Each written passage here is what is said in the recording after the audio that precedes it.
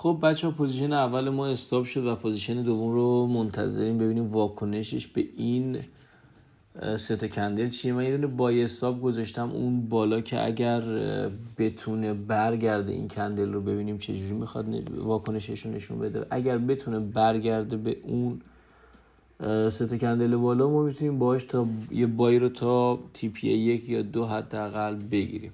همونجوری که دقت میکنی، روز من برگردم 15 دقیقه، یه دونه کف اینجا واسه ما روز گذشته ساخته و خب یک بار بهش واکنش نشون داده، فیک بریک اوت شده و خب چون یه گپ بزرگی هم هست و برگشته به همین خط مجدد، فکر میکنم میتونیم یه بای رو باهاش، یه محدوده کوچولویی رو باشه یه بای بگیریم و منتظر میمونم ببینم واکنشش روی این کندل چیه و فکر میکنم اگر بتونه توی 2 تا کندل این رو ببنده، یه دوجی خوب شکل بده، 1 2 3 4 5، فکر میکنم آره این کندل هم میتونه یه دوجی خوب شکل بده و یه روند صعودی رو داشته باشه. من استاپ لاس هم اگر این باز بشه میذارم اینجا، این منطقه. فکر میکنم چون اگر دیگه بخواد این کف رو بشکونه، فکر میکنم دیگه میخواد بریزه دیگه حسابی، اون موقع دیگه یکم کار ما سخت میشه.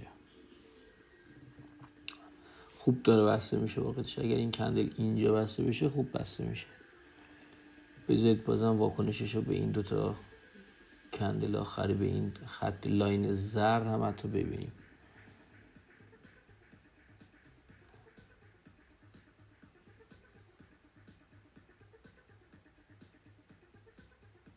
هنوز بازش نکرده.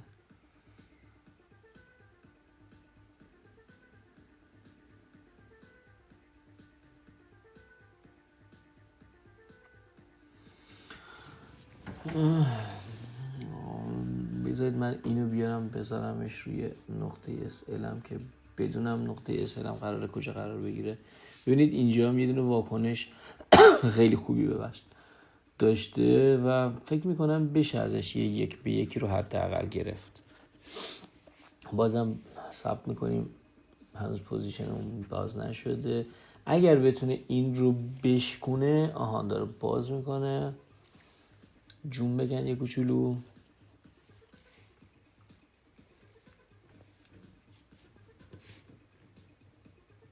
ای بابا،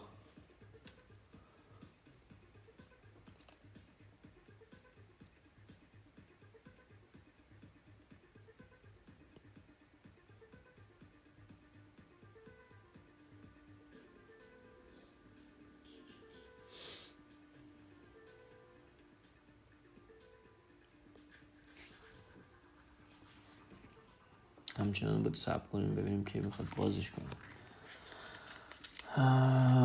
ببینید بچه ها، همیشه در نظر داشته باشید که نقطه ورودتون کجا قرار بگیره. بچه من ببینید هیچ کس نمیتونه بگه قرار این پوزیشن با دلیل و منطق هایی که ما داریم ورود میکنیم روی این نقاط منطقی هست، قرار 100% ازش پروفیتی بگیریم یا نگیریم. الان باز کرد و اولین کاری که شما میکنید، اینو بنظرمش اونجا، اولین کاری که میکنید استاپ لاستون رو ست کنید که از سرمایه‌تون محافظت کنید. اگر ضرر کنم $100 و اگر به TP 1 هم برسه $100. بچه این اکانت ریسک، های ریسک اکانت منه، یعنی اکانتیه که کلا من فقط باش ریسک میکنم و ترجیحاً شما تا زمانی که سرمایه‌تون به اون جایی که میخواید نرسیده، از این کار شما لطفاً انجام ندید.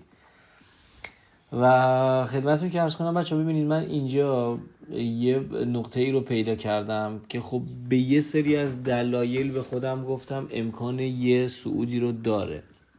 مثلا اومدم از کفی که واسه من توی روز گذشته گذاشت، من طبق اون گفتم که امکانش هست یه ریاکشنی به اون کف نشون بده، یه اصلاح کوچیکی رو داشته باشه و خب طبق اون من اومدم این پوزیشن رو باز کردم و تا حداقل TP من تا این لاینیه که داریم. ببین اینجا هم خودش، ولی تا این TP اینم یه دونه خودش کف هست که داره حمایت میکنه که نتونه. بذارید من زردش کنم، نه این نه، یه کوچولو نارنجی ترش میکنم. تا اینجا این یه واکنش به این نشون خواهد داد، ولی مسئله که وجود داره، ببین احتمالش هست بیاد به سقف بخوره، یه پول بک باز بزنه به همونجا و بتونه از اونجا یه صعودی، ای بابا این چیه، یه دونه صعودی رو فکر میکنم بتونه داشته باشه تا حداقل اگر بخواد برگرده به کانال، به این سقف احتمالش هست. بچه ما با احتمالات داریم کار میکنیم، نه من میدونم قراره بره بالا نه قراره بیاد پایین، با احتمالاتی که توی گذشته واسه ما به جا گذاشته اون کندل، ما طبق اون میایم ترید میکنیم و هیچ کس هم نمیتونه بچه ها 100% به شما بگه که این قرار بره بالا یا بیاد پایین، نه تریدر نه اونی که توی بزرگترین کمپانی بروکرهای دنیا نشسته و داره ترید میکنه، هیچ کس نمیدونه. این بازی ریسکه، شما فقط بدونی که چه اتفاقی بیشتر احتمالش هست بیفته، طبق اون احتمالات ورود میکنی به پوزیشنه.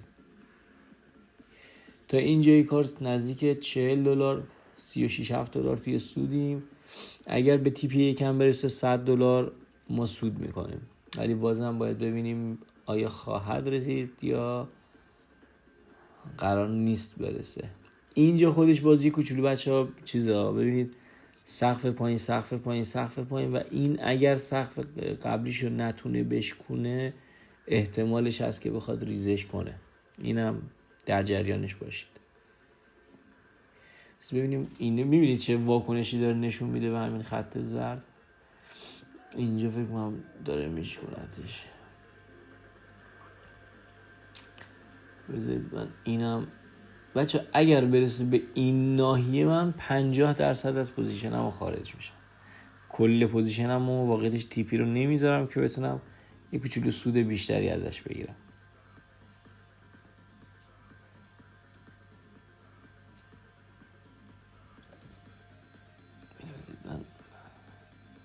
خب اینو شیکوندش. اینجا من بذارم اینو بیارم که ای بابا، اینجا من اینو میکنمش 0.7. اینجا من توی تیپی 1 نصفشو میبندم.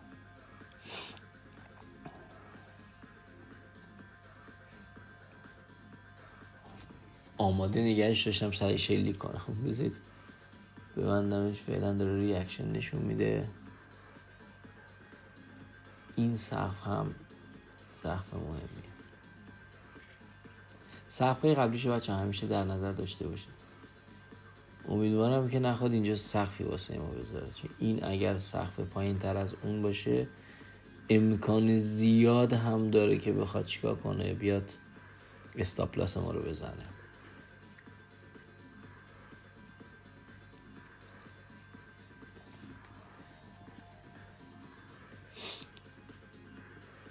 خیلی داره ناجور کندل برمیداره.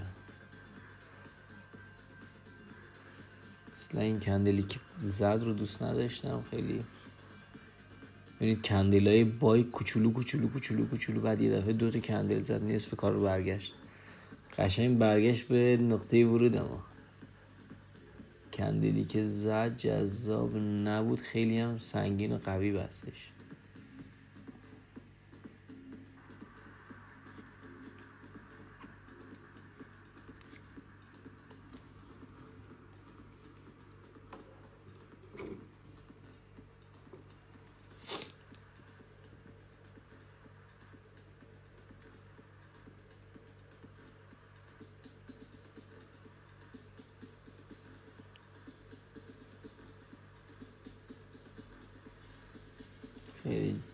امیدوارم اینجا یه کف بتونه بسازه که این کف دومش باشه و بتونه از همینجا برگرده بره سمت تیپی ما.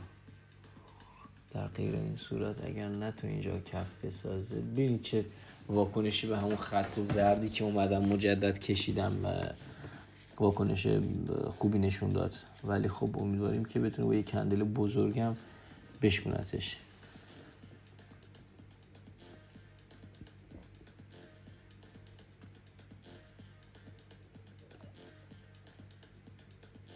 یه کوچولو هیجانی شد بازار فکر میکنم. بچه من دارم توی سشن آسیا ترید میکنم. اینم بهتون بگم سشن آسیا همیشه روی طلا واکنش های خوبی داره. این اگر همینجوری ادامه بده فکر میکنم واکنشی نشون داد به صف قبلی خودش. چی شد که اینجور شد؟ خیلی کندل جذابی نبود واقعیتش.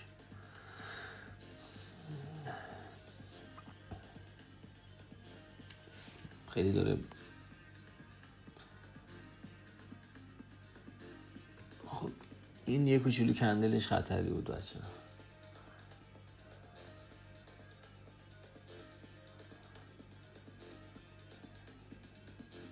این کف احتمالش هست بتونه برگرده یه بار دیگه به این کف، ولی این کندلایی که داره میزنه واقعیتش اصلا جذاب نیست. امیدوارم که همینجوری که این کندلای ریزشی رو میزنه بتونه کندل سعودیش هم همین شکلی ببنده، وگرنه میاد. البته ناگفته نمونه من این کندلی که دیدم احساس میکنم دیگه استاپ لاس دوم رو هم من قراره بخورم، خاطر اینکه این کندلیه که بیشتر به نظر من قراره سیلرها اومدن توش تا اینکه بخواد به سمت تی پی ما حرکت کنه. خب خیلی خطایی شد. فکر میکنم من قراره استاپ دوم بخورم. استاپ دوم رو هم اگر بخورم تقریبا $100 ضرر میکنم.